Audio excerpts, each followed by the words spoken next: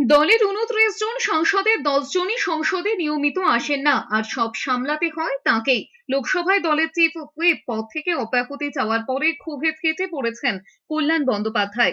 তার বক্তব্য, দলের দক্ষিণ কলকাতা সাংসদ গত ৭ বছরে একবারও সংসদে মুখ খোলার সময় পাননি, কর্পোরেশন নিয়ে ব্যস্ত থাকেন। আরেকজন বলেন, তার বরের এত টাকা, ২০০ কোটি টাকা দিয়ে তৃণমূল কিনে নেবেন।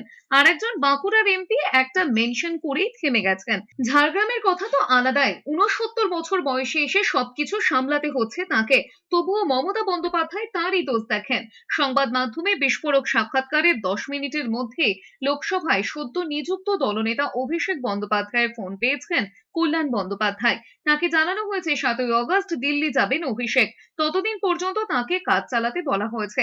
এরপরেই দলের সতীর্থ মহুয়া মৈত্রের বিরুদ্ধে ক্ষোভ উগরে দিয়েছেন কল্যাণ বন্দ্যোপাধ্যায়। সোমবার সকালে সোশ্যাল মিডিয়া এক্স পোস্টে কার্যত বিস্ফোরক মন্তব্য করেছিলেন কল্যাণ বন্দ্যোপাধ্যায়। প্রশ্ন তুলেছেন, মহুয়া মৈত্রের মতো তিনিও যদি কোনো মন্তব্য করতেন, তাহলে তাকে নারী বিদ্বেষী বলে দাগিয়ে দেওয়া হতো কিনা।